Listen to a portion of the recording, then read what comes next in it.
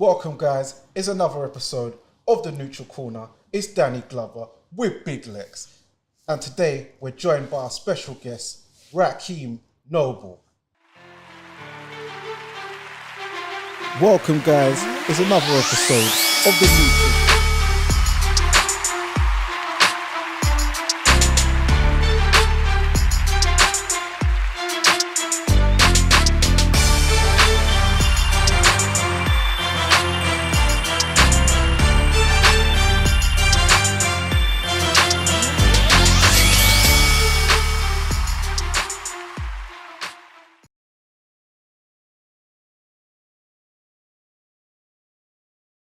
So how's it going, man? Yeah, man, it's going good. Thanks for inviting me down. I see this place is set up online all the time, so finally in the mix, finally here. Oh, yeah, I like that. Took you long enough to invite me, but we'll let that slide. Oh, come on. We've been trying to get you on for a while. You've been ducking me for Arsenal, but now you realise the dream's over. So, well, it's all good, man. Oh, that Palace Arsenal back there, yeah? Palace, no, I'm just a what do you call it? What? Palace is it's like a grassroots team. We're not championship. Grassroots, hey, Palace boys, you don't want to hear that. Where do you live again? You live in London, right? No, I live in London, but I told you where my dad grew up, but let's not talk about it now. Okay. All We're right. here for boxing. Okay. Yeah, no football talk. That wasn't part of the script. Exactly. But yeah, man, we're just gonna you've had an interesting life, interesting journey, doing great things within the boxing scene. So yeah, we're gonna let people know more about you. And get more familiar with you. So yeah, we'll start off with current affairs. Before we get into your story, as you know, last night, big fight with Katie Taylor versus Chantel Cameron and Devin Haney versus Lomachenko. So yeah, man, what's your thoughts on those fights? So, do you know, when Katie Taylor, Chantel Cameron was on, I was actually at York Hall, TM14, they had a show on. I was watching my boy and Prosper, so I didn't even get to watch the full card.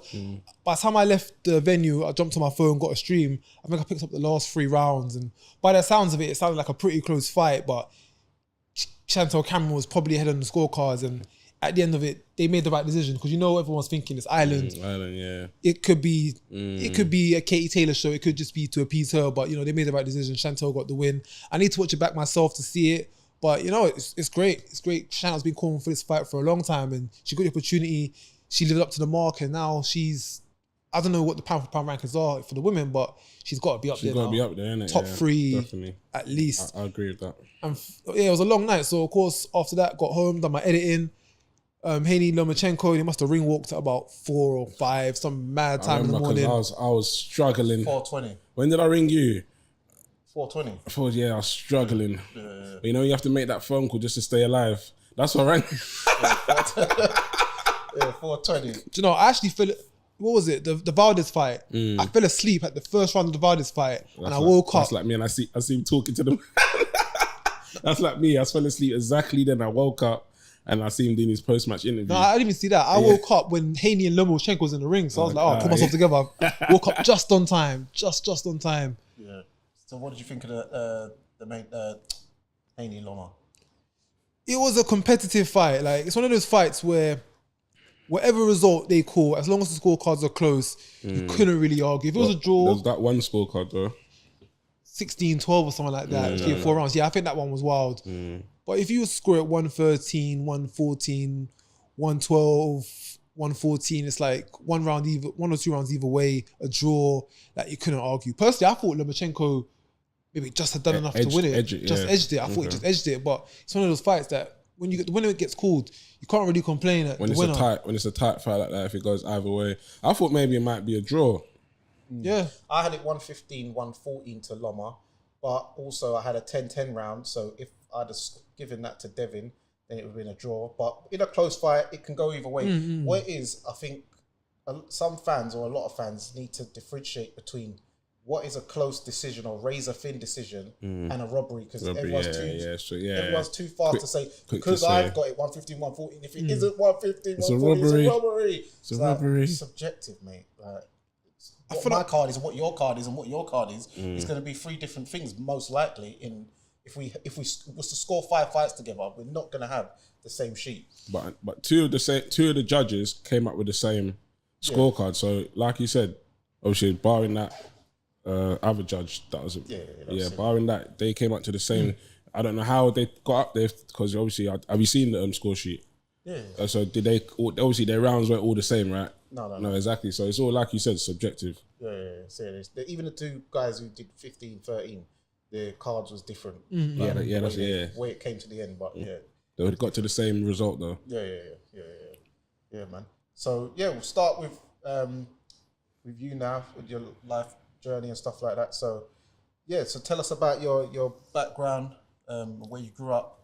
So grew up in Croydon. No sugarcoating. You want the truth, want the raw truth, unexplicit. Probably can't go into all of that today because might lead down other paths. But for the boxing side of it, I grew up in Croydon, South London, not too far from Crystal Palace, Upper North area. Okay. To be honest, I was a good child when I was growing up. Like, I wasn't getting in trouble. I wasn't out on the streets and all that kind of stuff. I was fine with my parents. Everything was cool inside the household.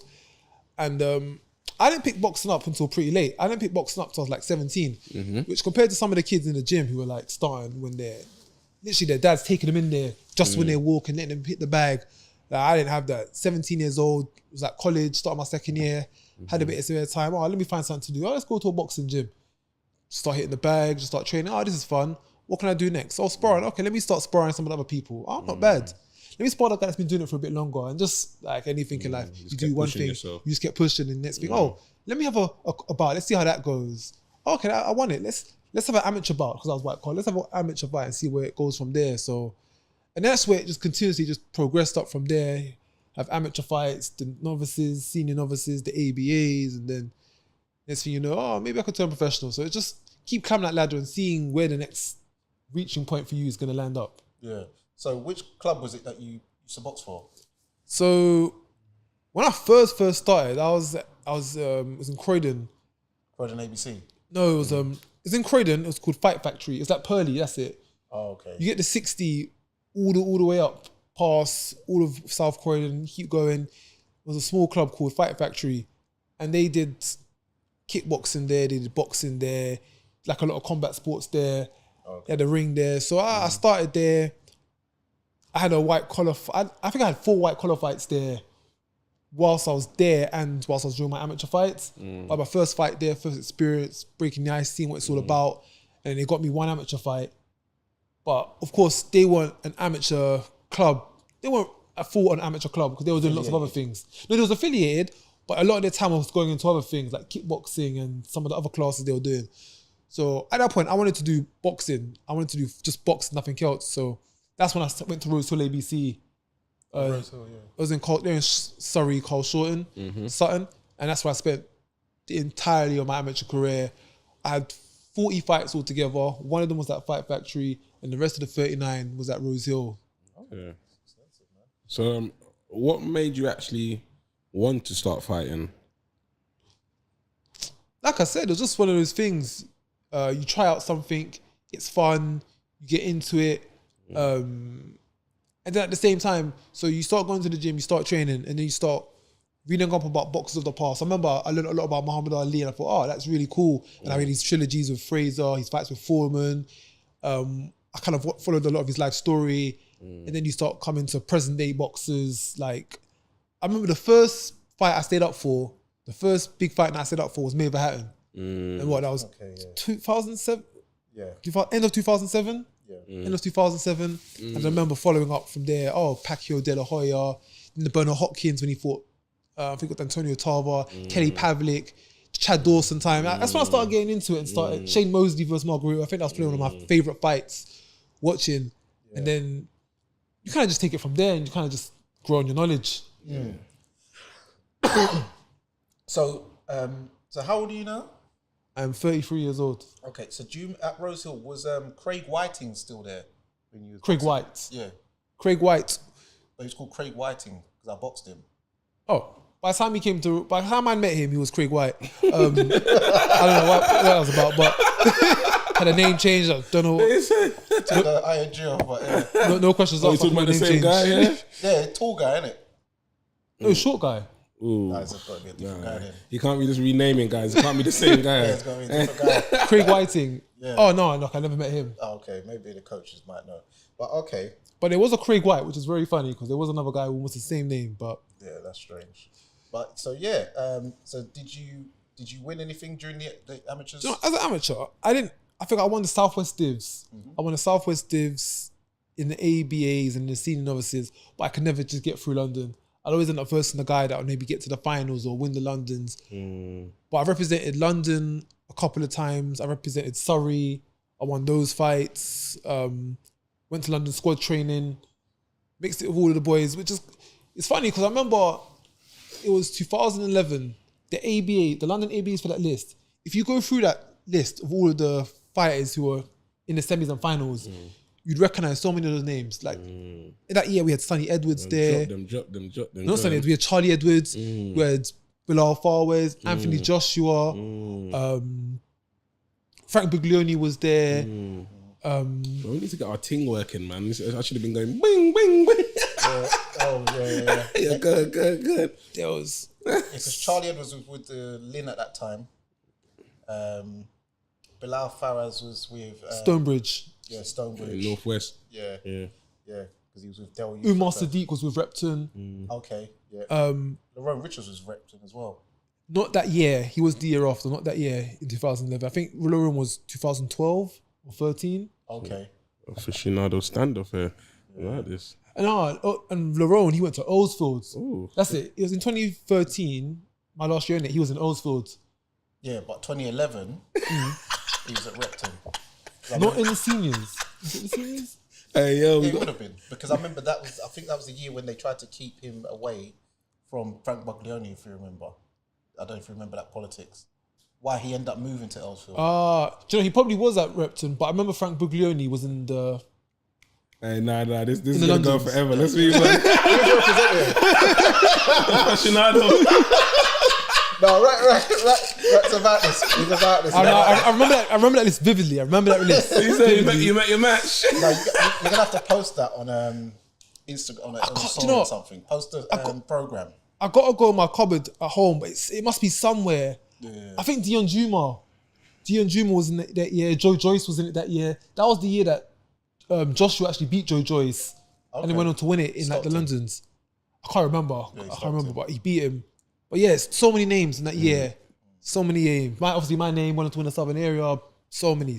Johnny Garton was there too. Flipping hell. The more I sit here and think, the more names are just going to start popping up. I'm the odd one out here. Yeah. You guys. Yeah, big up Johnny. Excellent fighter as well. But I think from Peckham. Yeah, the Pexican, but I think he was with Palmer's Academy at that time. So yeah. I like that. So what was the ultimate thing then that made you want to turn pro then after the amateurs? Thing is, when I was amateur, I already had the idea that I would like to go pro. Because like I said, just the development, you're doing one thing, another thing. You're kind of like climbing the ladder and you're just seeing how long this ladder's going to keep going. And at that point, I was enjoying it, something I was having fun with, I was doing good at it. Yeah, let's give it a go. I think every guy at some point in their life wants to become a footballer or athlete of some sort. So when you've got the opportunity to kind of live out that dream, like, why not? Yeah, why not? Why not follow it up? Because you can't do it when you get to a certain age. Do it now while you're young, see where it goes, and just ride with it. Yeah. I initially wanted to be a basketball player, then when I realised the height just weren't. You were 6 foot. Then I just had to stick with the boxing. So yeah, no, it's true, very true. What about you? Did you ever want to do any form of sports? No, I did do sports in school. I done rugby. I played for Southwark, Carib. I don't know if you know football. But other than that, what about Southwark Tigers, the rugby one? No, I didn't. They're in I think they're in Herne Hill, right? No, they're no, they're in Peckham. Yeah. Peckham. No, yeah. So we shared the same ground as them. I apologize. Yeah. We shared the same ground as them, but other than that, I was just a grassroots guy, man. And then when I grew up, I just went a different way. I hear that. So you turned over pro. Who did you turn over with? Like trainer and setup manager. So for my transition from amateur to professional was actually really smooth. I think my last amateur fight was June. It was like June the 8th. And then my pro debut in boxing was September the 7th. So June, July, August, September. It's like just under 3 months. remember that summer, I just spent it at the gym, just banging it out, just making a transition, just getting comfortable with it. I signed over, was managed by Steve Goodwin. Okay. Because Steve Goodwin at that point was having shows every other day. Every other day, yeah. Every other day, guy was having a show. Had the fights under duress with the selling tickets. Yeah, it was getting it done. It was getting it done. And I was trained at Miguel's by Don Davis and John Sims. But you know, yeah, at that time when I turned over, I knew what it was. I knew, like, I ain't got these ABA titles to my name. I ain't made up a whole storm as an amateur. My name ain't too known. It's either I sell tickets down that path, or I just wait around like so many fighters do, saying, "Oh yeah, my uncle's getting me an interview with her, and then we're gonna sign on Matchroom, or we're gonna sign with Warren." And time's just ticking. The year's gone, 2 years gone, and you ain't done nothing. So like I said, my last amateur fight was 8th of June. My first pro fight was September the 7th, I believe, and it was just quick, like off my own back. We're just gonna make it happen. That's what it's about sometimes, you know. You can't wait for people. It's all about going out there and getting it. Yeah, real talk.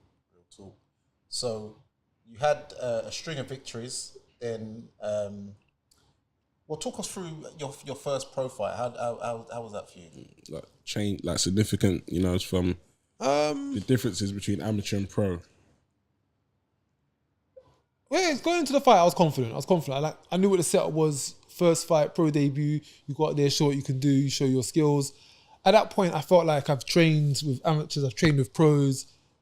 I'm making the transition gradually. I'm in with a guy who, obviously, you're going to try and stop the guy, but he doesn't get stopped too often. But you're going to give it your go from it. I was confident with it, and I think just going up for my first couple of fights, that was how I was going into the fights.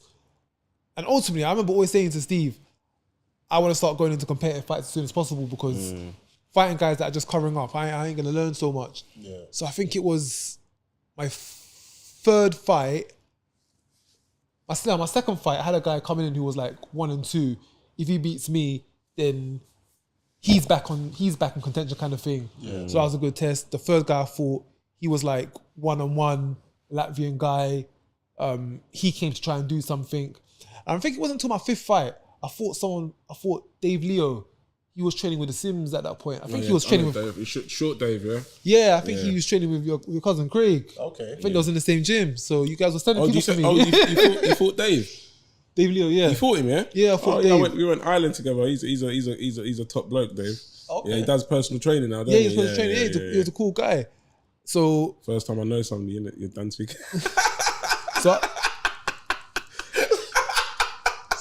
So what's it? I think I versed him, and that was like, that's the kind of test that I wanted, because I think he was 2-0 at the time, I was 4-0 at the time. We were both like going for it. It was in that base, that both wanted someone that's game, basically. We were both game, and got through that fight, and yeah, it kind of just kept on building momentum from there. But those are the kind of challenges I think were good at that point in the career. Yeah, and then from there you racked up a string of victories. Then you fought showstar Sohail Ahmed, 7-0 from Afghanistan, and that was he was based out of West Brom, and that was for the light welterweight Southern Area Championship, right? Yeah, the 147 area title. So at that point, he was training with RJ, Rod Julian, at RJ's gym. Where's that? I want to say somewhere in Essex, Epping, somewhere just out of London. Okay. In that direction. So that fight, going into that fight, I'd actually come off a loss. So I went up against a kid who was 4-0 at the time. I lost 39-38. It was an upset. I wasn't meant to lose that fight. Okay. And he was at that point kind of being pitched as this knockout artist, because he knocked out a few guys with like one punch and people talking about it. We was both under the Goodwin stable. We was both under the same banner. And of course, he's going to be the favourite now going into the fight. I've had a few more fights than him, but he's got this knockout artist. He's undefeated. I've lost. He was the heavy favourite. So that was like the first big fight feel kind of experience that I was having. Now you're fighting for a title. You're the underdog. You're facing a guy who's been built up, same as you, and now you're fighting for a title. But, oh mate, that fight is probably one of the most exciting small hall shows on a non-televised card, because there was like 5 knockdowns in the 4 rounds of that fight. Came out in the first round, I knocked him down twice. Yeah. Second round, I knocked him down once. Then out of nowhere, you think I'm going to finish it. He knocks me down. Then we're both kind of like, you can see we're both kind of spent at that point. Yeah. Then in the fourth round, I put him down 2 times again. Like, it's one of those fights that the cameras missed out. The people missed out. Like, only the people there will really understand the back and forth epicness of that fight. Yeah, but that was a time when, would you say that was a time when like a lot of shows, when like now you see a lot of different small hall shows now, they got their cameras there, their internets, the YouTubes, that would have been the time when that would have been perfect for that, wouldn't it? Yeah, like we're going to touch on this later because now I work in boxing media. I'm at small hall shows all the time. Yeah. And the amount of media, cameras, smartphones and everything that's there. Like, for example, yesterday, Aaron's fight, it wasn't televised or streamed, but I've already seen on Instagram like 3 different angles of the knockout punch that put him down, which will circulate. So that fight that I had with Sahil back in 2016 March, that would have been such a big thing if it was now. Such a big thing if it was picked up, televised, had some kind of social media element to it. But a lot of the fights I feel back then, can't blame no one, just due to the time. Yeah, small hall classics like you talk about Miranda Carter, Left Jab, all those kind of Mickey Elliott shot some of those shows. Yeah, Nobby Knobs, all them kind of guys. So yeah, man, it's one of them ones. Sometimes you have to be there. And, you know, you going on the old East End gaffs and you're like, yeah, do you remember when? Yeah, I mean, Errol Christie and Mark Taylor. Yeah. And you can only just imagine it in your head because you wasn't there. So yeah, man, it's good. It's I can imagine that would have been a small York Hall classic. It's one of them ones that no matter how much I sit here and try and tell you about it, you will never get it unless you're actually there that night. So like people that I've got on Twitter, friends that I know that were there that night, people from boxing always come up to me talk about the fight. Oh, you and Sahil was probably one of the best fights that we've seen at York Hall, one of the top fights for an area title. And it's like, yeah, we will all remember that. But the rest of the world, just the rest of the boxing scene, just will never. They'll never know. They'll never know. They'll never know. Funny enough, you brought up Aaron Prosper yesterday because I saw him on your story. So then your first defense was against his cousin K Prosper. He was 9-0, 5 knockouts at the time. So yeah, how did that come about? And that what was the build up like, purse bids and all that going in? Yeah, so boxing was a small world. Everyone seems to be related or know each other from somewhere. Yeah. So at the time, me, Sahil, and Kay were all under Goodwin Promotions. We were all managed by Steve Goodwin. So I've beaten Sahil Ahmed, which was a shock because at the time I'm coming for loss. I meant to beat this guy. He's a knockout artist. All right, cool. K Prosper, he signed K Prosper, I think in like the November, December period of time. And at this point, K Prosper was knocking out everyone. K Prosper was seen as the next thing. He was going to be on Sky Sports. He was going to be signed to a big promoter. He was going to be on TV. He was going to beat the British champion and fly past European to world level at some point. That was like the plan in mind for him. And me, I'm just the guy that's beaten the favourite fighter, but we're really not too sure what to do with him. Yeah, you probably had a good night. Yeah, maybe I just had a good night. I caught him off guard. So I remember the plan was, because we were all managed by the same person, what Steve wanted to do was he wanted me to fight for the English, free up the Southern area, and K fights the Southern area, so he can get all of us to kind of prosper in some way. Yeah. All of us to get these opportunities. But when the time came close, I think it was Joe Hughes had the English, or he just won the English, and he was with another manager, so it was going to be a bit more harder to enforce that. So Steve said the option, do you know what, you can either defend the title against K, or you can vacate and wait for the English.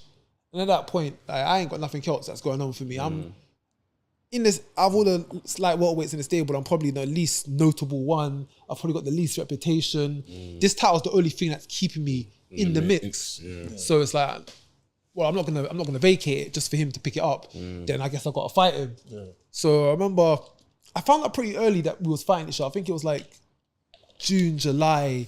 I found out I was gonna be fighting him in October. So imagine that, from in July to October, I had it in my head, I'm going to be fighting K Prosper. This guy has been highly touted. This guy has been said to be the next thing in the way. Like, and I remember the build up to that fight because people, anytime I do interviews or talk to people, I'd always get the impression that you're not going to win.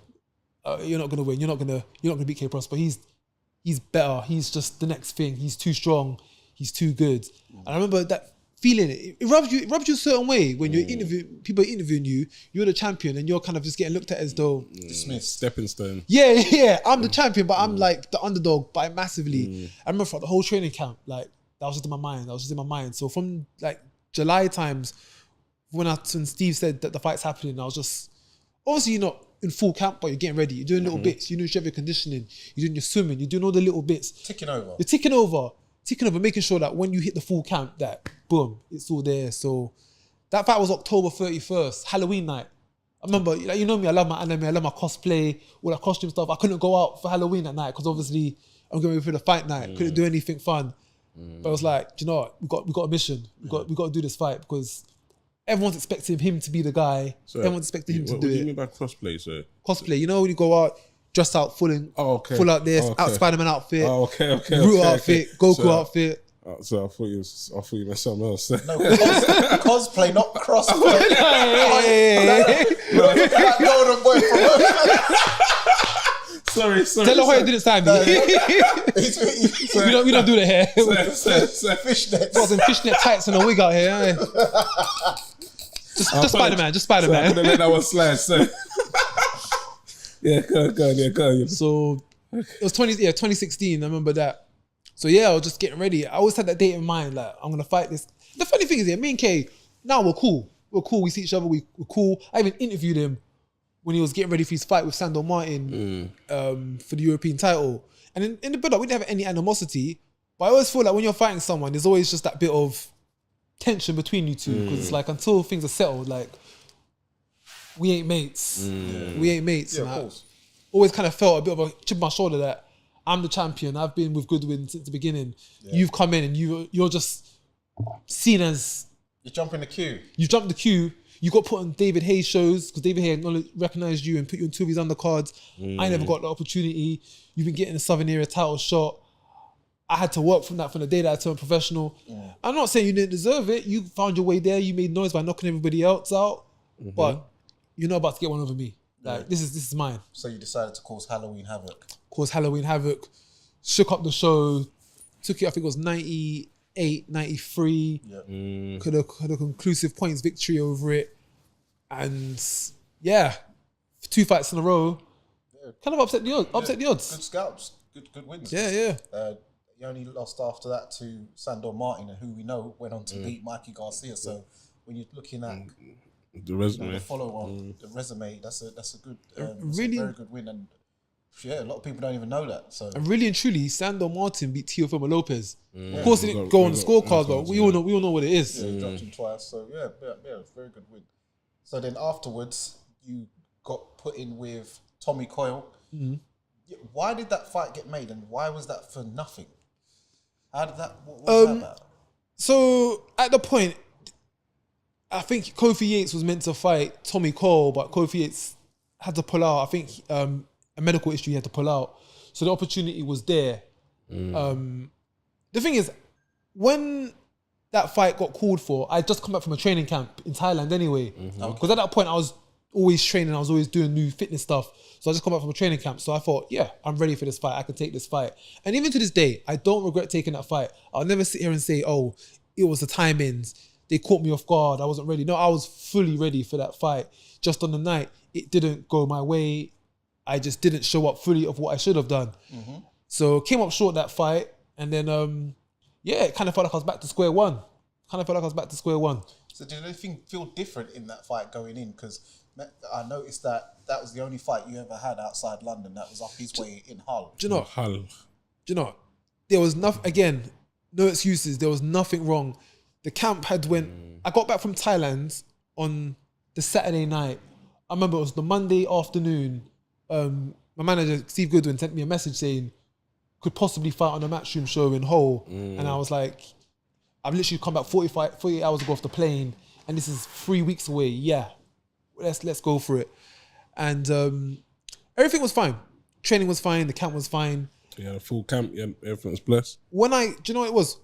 I always remember this. After the first round, had a really good first round, rallied him, and then I sat down in the corner and I thought to myself, this is going too smoothly. Everything's going fine. Like, it shouldn't be this simple. And that's when in the second round I kind of backed off of him. And that's when he came on strong and closed the show. And it wasn't until after the fight I then was told by my trainers, managers, that he's going to the hospital because you fractured his jaw, or you broke his cheekbone or his face bone or something. And when I looked on Instagram the next morning, he actually checked into hospital that night to get emergency surgery done. So I'm there sitting there thinking, so that first round where I was thinking it was too good to be true, I should have followed that up. I should have kept on pursuing him. But in my head, I just thought, nah, it can't be this simple. And I backed off. And when he's in panic mode, like, I've got to do something because my face is kind of falling off. Okay. And, it's one of them things, like, I still think about it today, like, if I just pursued in that second round, life would have been different now. They would have probably stopped the fight. I would have probably fought more times on Matchroom. I would have probably been offered a contract of some sort. But hey, that's life. That's life, man. That's life. But, yeah, you can think about it, but you're not dwelling on it. I like that. Yeah, it just kept on moving forward. So like you see now, we'll go into it later, do bits in media.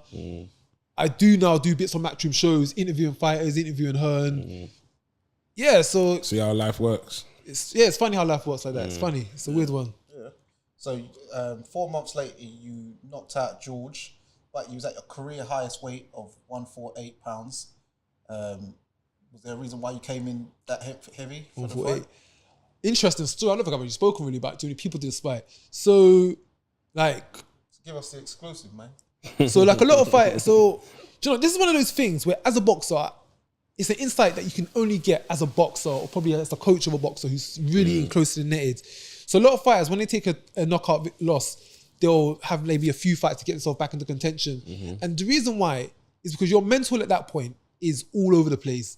That camp I had after the Tommy Cole fight, I just wasn't fully in it. I just wasn't fully as confident as I was before. I remember sparring thinking, damn, if I get touched, am I going to go down? Am I going to get knocked down? Am I get knocked out again? Like, how am I going to cope when I step in the ring? Like, am I as good as I thought I was? Am I as good as I was last time? And I remember that whole camp was just a struggle because every time I like stepped in the ring or hit the bag, there was a part of me that just, I wasn't sure.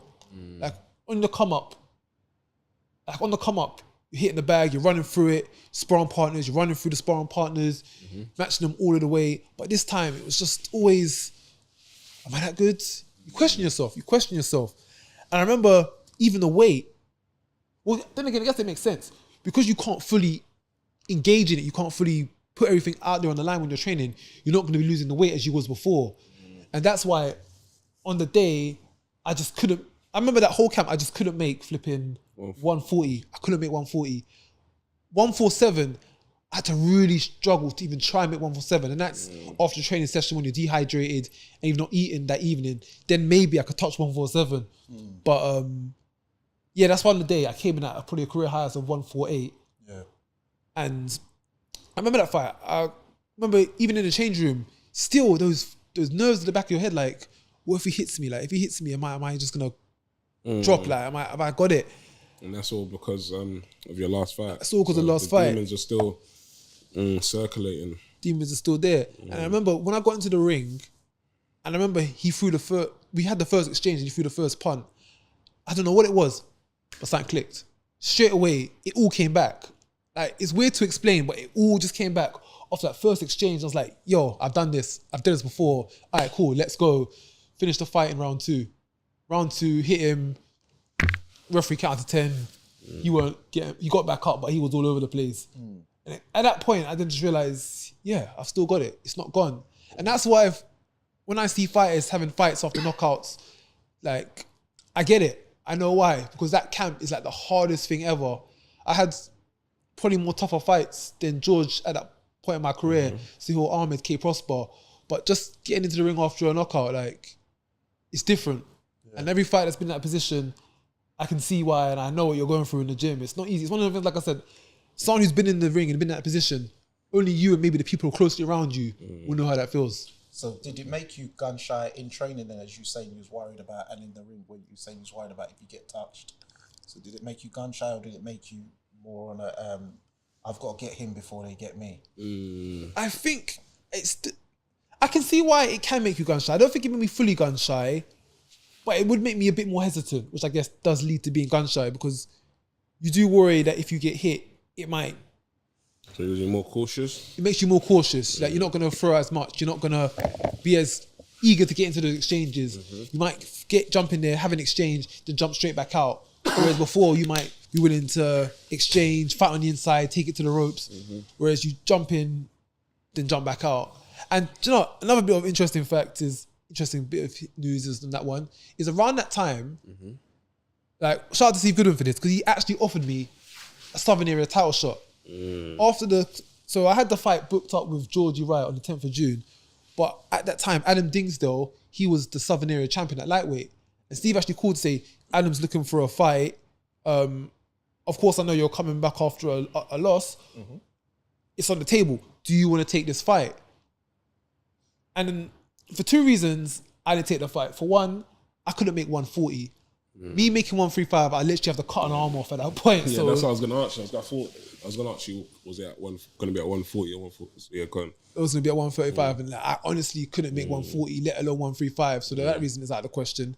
And two, going into a fight with a current champion who, as far as you're concerned, is fine, is good, is levels, like, that's dangerous for myself. So I remember having that night to think about it. I spoke to my coaches about it. I was like, yeah, I've been offered the Southern Area, but really, truly, like, I don't think I'm going to take that one because I'm not mentally there. Yeah. If I was to, like, mentally switch on and everything was to click, then yeah, we take it. But at that point, I'm not going to put myself in a fight where I'm walking into it full of nerves. Which is quite funny because Adam Dingsdale, he did actually fight, I think, the same weekend that I did. And he got stopped in round 1. Well, I remember him as an amateur.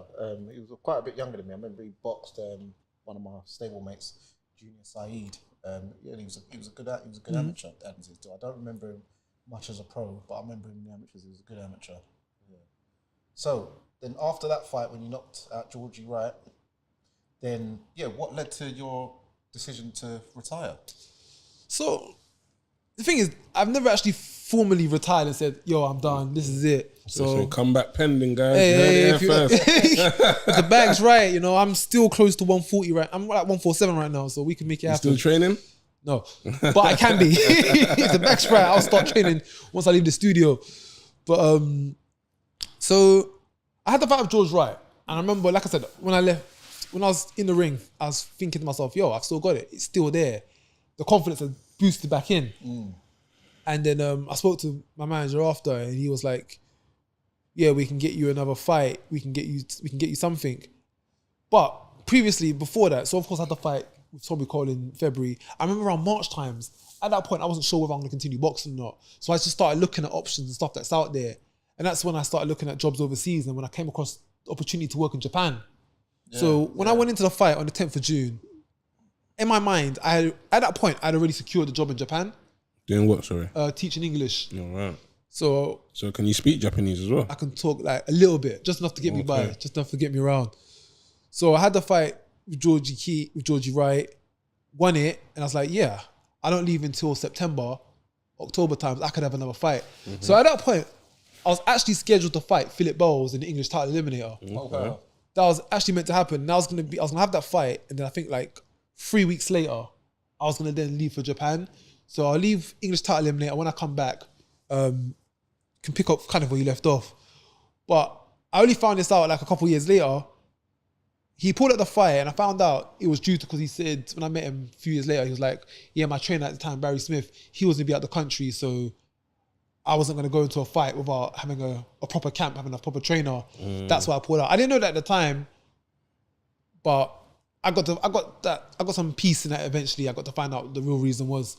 So the fight between me and Philip Bowles, because I think they even posted it on BoxRec. They posted it on BoxRec. The poster got put out for us, but then his trainer wasn't going to be around, so he pulled out the fight. So I didn't end up fighting. In that September. I just thought, we'll see what happens when I come back to the UK. Yeah. So how was it living out in Japan?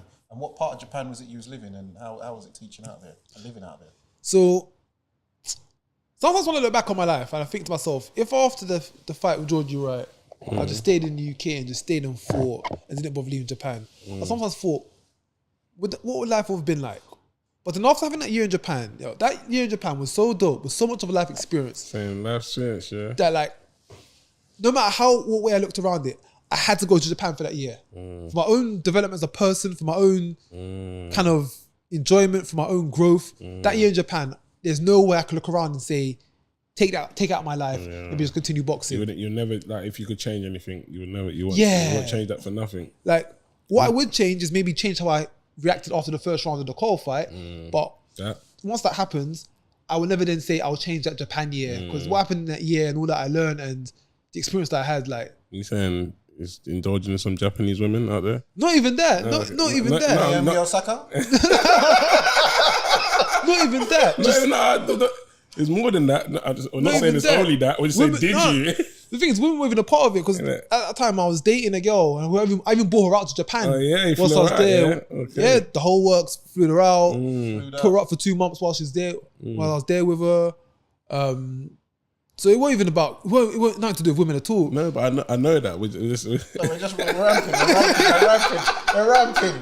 Do you know what part of Japan was it you was in? I was living in Kanagawa, so not too far from Yokohama. And Tokyo was like just an hour by the train. So I was in a good spot. I was traveling around on the weekends, checking out the hot spots, went to Mount Fuji, watched some sumo wrestling, went to the baths, the sushi restaurants, the temples, the mountain hikes. Like, mate, I did a lot. You saw a lot. I did a lot. And even when I was out there, I was still training. Because at that point in my head, it was always, I want to come back to boxing. I'm going to come back to boxing. So I actually found a gym out there, which was not too far from my area, like 20 minutes from where I live. And I was actually training there. You get some good work sparring? So... Inui? So Inui's, I actually went to visit Inui's gym. Inui's gym is in Yokohama. It's at the Ohashi gym, which is in my prefecture. It was about 40 minutes from where I live. So I went to go visit the gym a few times. He weren't there on the day, I went to go visit the gym. At my gym, Abe Rea, featherweight fighter, he fought Kiko Martinez. I was at his gym. We were sparring partners for the year. I actually got to know him pretty well when I was out there. You got some good work then? Yeah, I was sparring with the IBF. If he's number one now, currently the IBF featherweight champion, I was sparring with him out there. He wasn't obviously IBF number one at the time. I think he was number 7 at the time, but now he's number 1. So it just shows what quality he was. I was sparring with him out there for the year, him and his coaches and his team.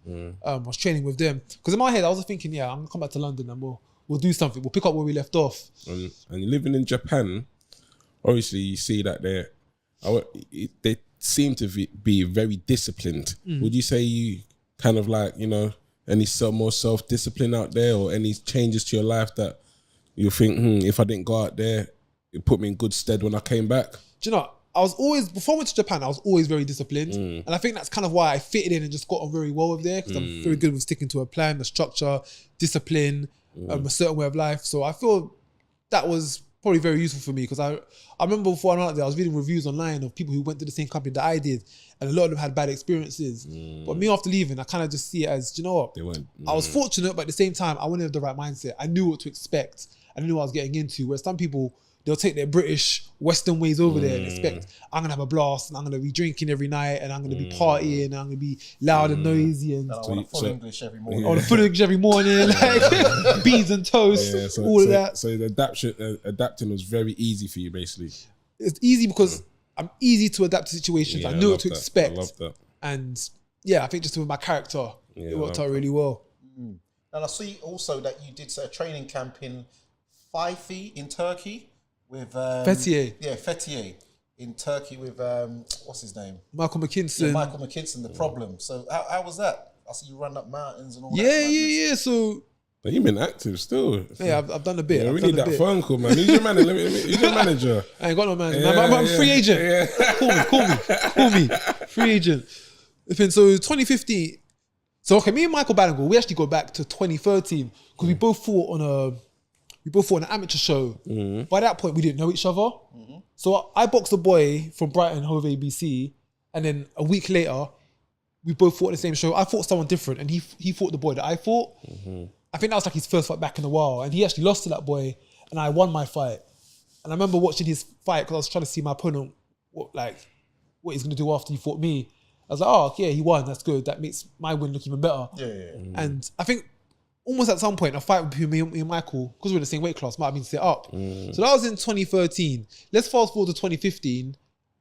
I go on a training camp. I go on a training trip. So him, his brother, his dad, and Floyd Moore, one of the fighters at his gym who was like quite popular at the time, they all came out. And so, yeah, we spent the week out there training, sparring, just out in Turkey together.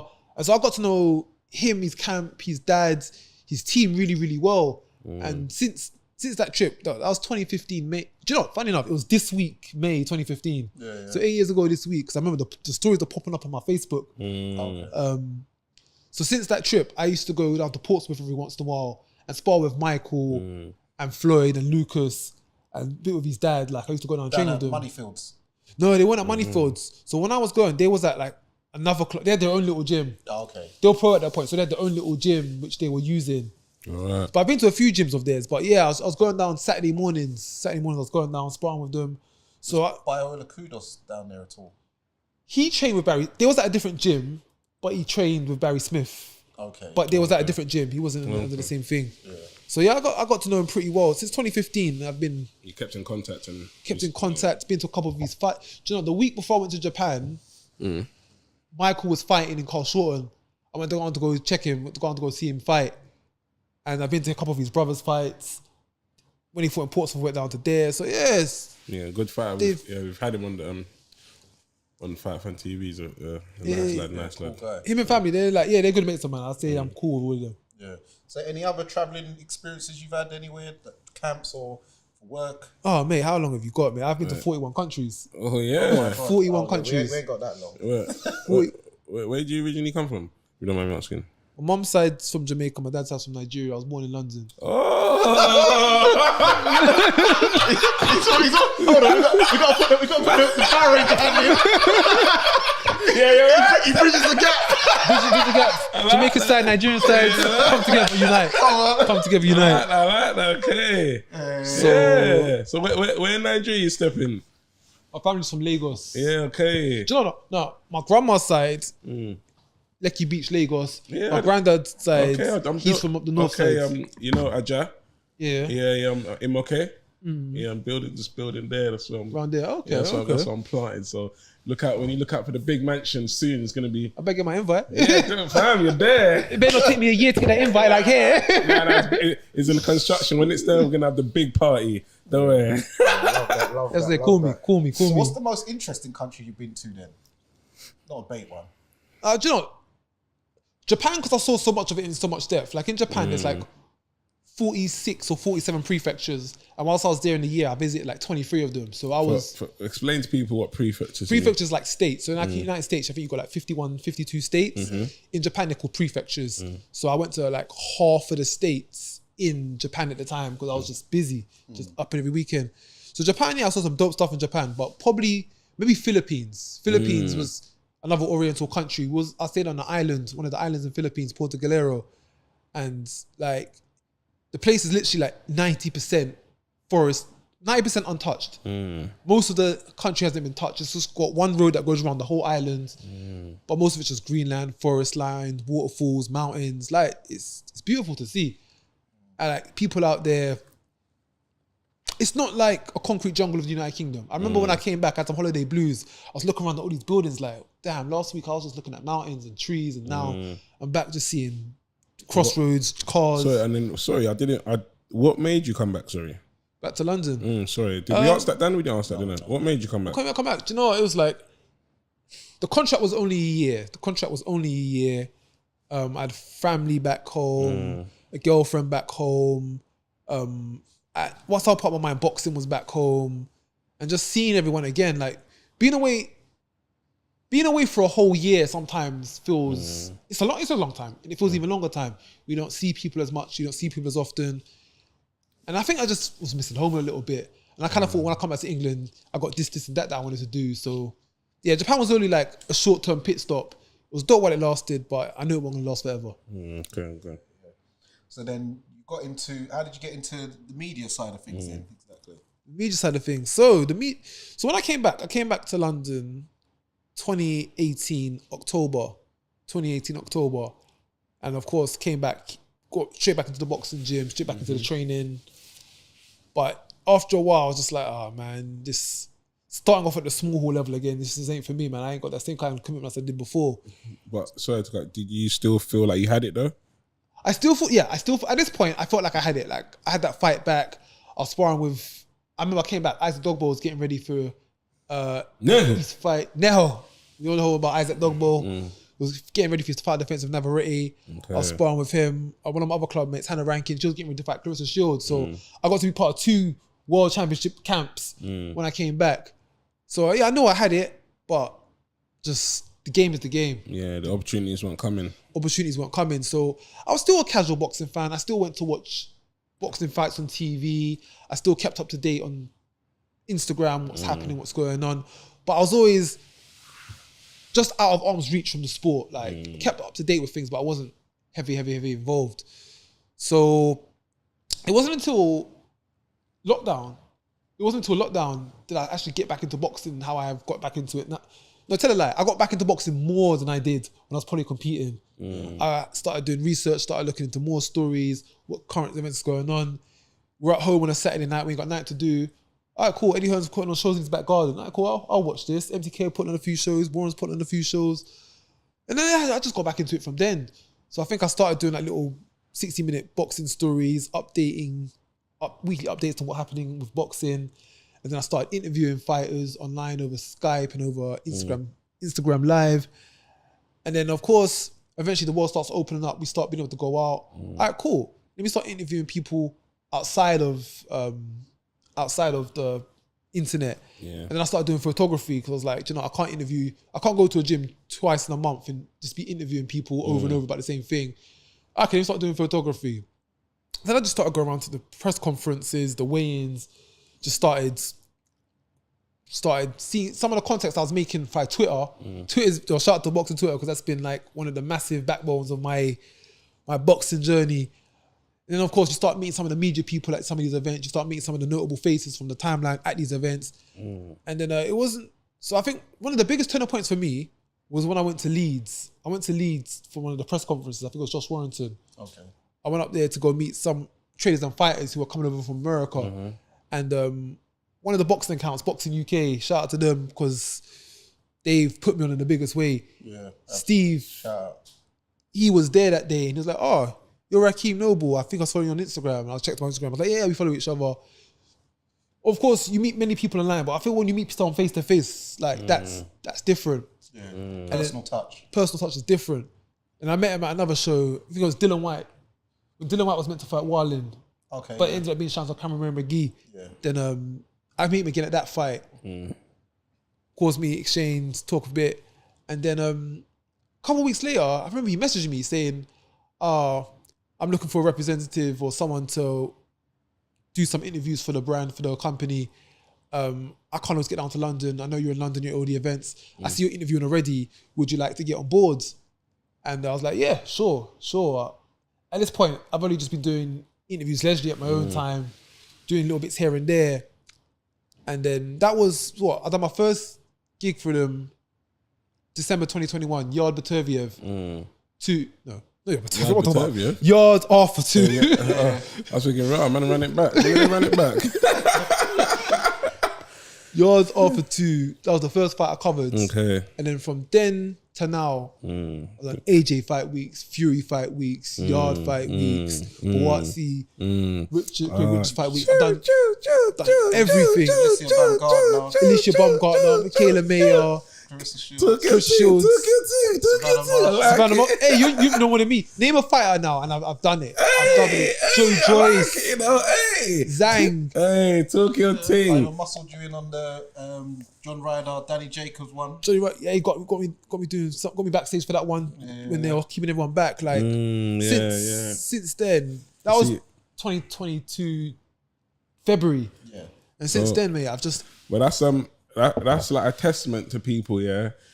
His first dream was to be a boxer, but you can see now he's still involved in boxing at a high level, interviewing the top boxers in the world, interviewing the top promoters in the world, interviewing top managers in the world. So it's funny how life works, man. But just keep doing what you're doing and life will treat you well.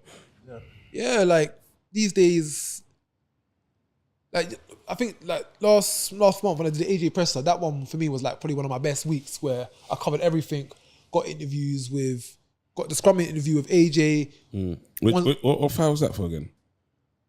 Franklin. Yeah, I saw you there actually. You don't remember? Yeah, I saw you at the original launch. Oh yeah, okay. At Sound Lounge. At West London, the one in West. Sound Lounge, yeah, Sound Lane. That's the one. Yeah. Oh, you see the journey. You see the progress. Yeah. I see. Got interviews with Scrum of AJ. He was working hard that day. Franklin, Derek James, like able to get everyone. That was like a big confidence thing because it's like I see all these big channels around me, all the established channels, but I can come in, get all of the content, get all of the bits and pieces, and I think that mix. And you got a shout out from was it Eddie Hearn? Yeah, Eddie Hearn on Twitter. You got how many millions of views was it? You managed to amass in that week. So in the AJ Franklin fight week, that week I got over 500,000 views for the channel. And I've done like 2 interviews with Eddie Hearn. Yeah, 500,000 views. Eddie Hearn on Twitter, Steve from Boxing UK posted the figure numbers, and Eddie Hearn even commented saying, "Yeah, Rakeem got himself about that week. He's done really good. Well done to you guys." And like, yeah, it's good that people upstairs like acknowledging you on seeing your work. So yeah, it's growing. Yeah, man. What's up? No, and I say I'll just congratulate and saying that's what's up. Yeah, man. Real talk. So then I see you do your Twitter spaces, which I jump in every now and then. You get good guests on. Sonny Edwards. When's Sonny coming on the show, man? Sorry, I apologize. Soon. We're gonna arrange that one. But yeah, you've had quite a few guests in there. Eddie Hearn, you've had. No, I didn't have Eddie Hearn. So do you know who was that? Was it Shamel or Rico got Eddie Hearn, which I always find ironic because how the Spaces started, when Twitter started Spaces, it was filming, I think it was like around July 2020 times. It was when Wilder Fury 3, it's when that fight was in the build-up. Because I remember every day the Americans were on Spaces having the race wars. Oh, Wilder got cheated. Wilder's going to win this time. Fury had the glove gate. I remember every day, I'm not gonna lie, it was fun. Every day, like, we had Twitter Spaces and people just going on about it. It was getting heated. It was jokes as far as I was concerned because it's not that deep. It's not that deep. But then after the Wilder Fury came to an end, the fight came to an end, I was like, do you know what? We've done so many spaces. We've had a lot of momentum. Let's keep them going. Let's put a title on it, call it Talker's Tweet, keep them going regularly for fight nights and evenings and news-breaking stories, and let's just keep the momentum going. So now it's been like over a year and a half later, and we're still doing them. And I've made some great contacts on there. I've had Prince Patel come on there, Dave Caldwell, Sonny Edwards, Rowan Richards, Michael McKinson, some American guys as well. I've had quite a few of the Americans. Shout out to Chicken Talk, Lazy Lefty, MVO. Them guys, they start up that Chicken Talk space, and we quite regularly converse with each other, talk about boxing. Can I come on? Yeah, mate. Just get a Twitter account, just jump on. We let people in, but it's good because I always wanted to create when fights happen, I always want to talk about fights, and there's lots of fans out there with much knowledge that want to talk about fights too. So we've kind of made a space where when news events gets broken or when fights are happening or post fights, we can jump in, talk, give your opinion, and just fight. It's just our way of being involved. Got you. It's like Clubhouse. That's what it's like. It's like Clubhouse on Twitter. So yeah, it's good. You see it highlight at the top, you just click in and you're in. What's his name? Jeff Hines. Yeah, we've done we've done some dope piece with Jeff Hines, just talking about his story as a referee, some of the history, the case that he's going through now with the BBFC. We've had so many different guests on. I'm probably forgetting some guests. Derry Matthews has been on. Like, for example, when the Eubank, another big point was when the Eubank Ben fight fell through because of the PED scandal. I think that week was terrible for boxing and the publicity, but the amount of content and viewership that we got that week was brilliant because everyone wanted to talk about it. Everyone wanted some insight. And yeah, man, it was a really good mechanism for getting out there. And even now, some of the shows that I go to, people be like, "Oh, you're the guy from the Spaces," or "I remember your voice from the Spaces." And yeah, man, it's been good. Yeah, man. And then you got into ring announcing as well now. Yeah, mate. Just photography to interviews to Spaces. Yeah, ring announcing. Yeah. So I see you up and down the country. That's really good, man. So I did So my girls, they do a few gym shows. Yeah. I started doing the announcing for them, and I did it for like. Was you at the last one?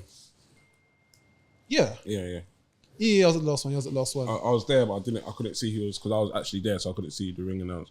Was you with working with Sinclair and Z Boxing, Melissa? No, that's Black Black Box. Oh, sorry. Is that That's a different thing. Sorry, what did you say? Miguel's. Oh, I apologize. Sorry. Oh no, I was at that show, but Yeah. I was backstage doing photography. Okay. Apologize. Sorry, I thought I heard. Sorry, man. So I started doing it for some like club shows and like collar events, and then I got asked by Fight Zone to do one of their shows in Malta. yes. I remember when you flew out. Yeah. Yeah, they flew me out, put me up in a hotel, covered the cost and everything. Like that was dope. I need more of that in my life. Again, if you're listening and need someone to do your shows, call me in it. So yeah, it's just been dope experience. Now I've applied for the British license, so I'll probably do a few shows in the UK here and there. So yeah, man, we see where it goes. We see where it goes. Yeah, man. That's really good. So yeah, that's. Yeah, man. Very insightful, man. I was really happy we've got you on the show. I'll be honest, man. Yeah, man. So, And my fellow Niger brother. Come on. Kill on Chalet. So now we move on to the penultimate round. You might have seen this before. A series of questions. Yeah. Have you got misses? Yes. Yes. You'll be all right. Don't stitch him up, please. So here we go. Penultimate round. Hit that bell. Red corner or blue corner? Red corner? Left hook or straight right? Straight right. Everlast or fly? Everlast. Cleto, Rays or Grants? Rays. Rival or winning? Rival. For boots, Nike boots or Adidas boots? I want Adidas. Everlast or Lonsdale? It's a coin toss. Lonsdale. York Hall or Hull? Hull. Yeah. I've had more success at York Hall. Yeah. Wembley Arena or Copper Box? Wembley. O2 or Ali Pali? O2. Tupac or Biggie? Tupac. Nas or Jay-Z? Mate. Nas all day long. Nostradamus all day long. Nas for the lyrics, Jay-Z for the music. We don't play that. We don't play that. We'll go for Nas. Thank you. Ali or Tyson? Ali. Jack Johnson or Joe Lewis? Joe Lewis. Jack Johnson. Ray Robinson or Ray Leonard? You gotta go with the first. Ray Robinson. Yeah, shit. Michael Buffer or Jimmy Lennon Jr.? I've always been a Buffer guy.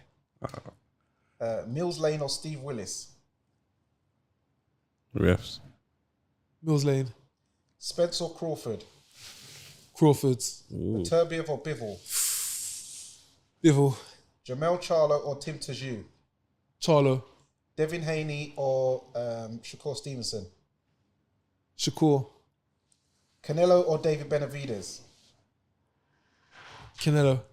Akoli or Chris Billum Smith? Woo. CBS. Akoli or CBS. Riakpo?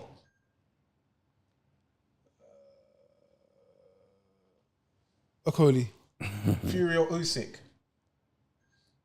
Just let you know, when I ask these questions, it's not necessarily who I think is going to win. It's maybe who I want to win. Who you want to win? Okay. What's the? We didn't even ask that. Usyk. AJ Wilder? Wilder will win that one. Tank or Shakur Stevenson? That's actually a good one. Tank's knocking out everyone. Oh, fair enough. BMW or Mercedes? Mercedes. Audi or Lexus? Audi. Rolls Royce or Bentley? Royce. For the girl them. Dark skin or light skin? Had to go there. Dark skin. Blonde or brunette? Brunette. Slimline or curvy thick? Curvy thick. Natural or surgery? Natural. Music. Garage or house? Garage. Drum and bass or jungle? He's thinking. Let's go drum and bass. R&B or slow jams? R&B. Dancehall or Afrobeats? Ooh. We're going to do that. Afrobeats. Festival or Puff Puff? Festival. Jollof rice or rice and peas? There's only one winner there. Come on. It depends who's making it. It depends what store outlet we go to. The best of the best is making both of them. If 50 people make it of each, He's gonna have more. I'm saying I have 100 people. No, wait. Okay, he 50 said rice and peas and 50 jollofs. No. Where you've had the best rice and peas and where you've had the best jollof. Yeah. Jollof. All right. Curry goat or asun? Curry goat. Come on. Well, you're never giving us a chance. That's not even a good comparison, is it? It's all goat. Yeah, go on. Beef patty or meat pie? I'll call it a buck, man. Yeah, let's keep it a buck. Keep it a buck. Yeah. Come on. I have to say on that one as well. I'll keep it a buck. Magnum or Alimo Bitter? Magnum. That's not the. What can you put it to then? I don't know, but no, but Alamo's a bit. You mixed that of a bit of juice though, man. It's a bit strong, that one. Snapper or tilapia? Yeah, no, I'll give you that. Yeah, that's fair. Snapper. Come on. Let's move on. But my mum does cook red snapper as well. Disclaimer. Oh, come on. But I do like a croaker fish. To be fair. So overall, do you prefer Nigerian cuisine or Jamaican cuisine? Or you just don't? You like them both the same? You could. They're both cool. They're both good. I eat both of them, of course, both sides of the family. But while I live at mum's house, I'm probably more familiar with the Jamaican foods than Nigerian foods. So just due to that, like the pepper steak, saltfish. No, say familiarity, please. That's in it. That's what you just said. Yeah, familiarity. I'm more familiar with Jamaican foods. Don't worry, I'll take you out, man. Take you out. You got to get busy, man. Don't worry, man. Evian or Volvic? Evian. Boss or Fiji? Fiji. Speed or Power? Speed. Matchroom or Queensbury? Trying to get man out of a mad time. Bro, skip that. Yeah, sorry. I kept conflict of interest. Countryside or town life? I'm a town guy, man. Born in the city.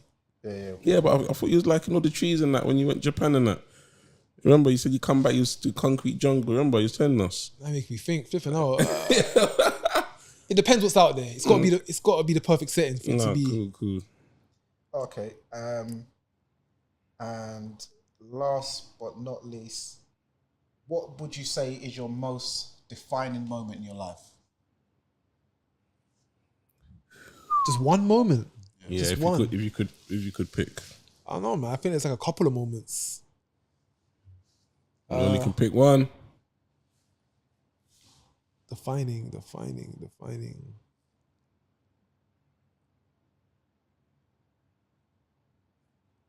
I don't know, I think it's might just be an obvious one, but I don't know, seeing your kid grow up, seeing your kid once it's born to then growing up, he's going to be 3 next month.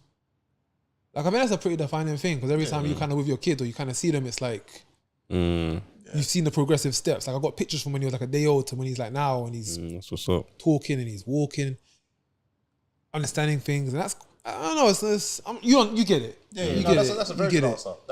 That's the perfect answer. It's like, yeah, man. Yeah, it's quite defining every time. Like, you have them around, or you see development. So, I'd say that. But the thing is, then there's other things that have happened in my life which can also say quite defining. But you had to pick one, and that's the one you went with. Yeah. No, that's a good. Yeah, we'll go with that. Yeah.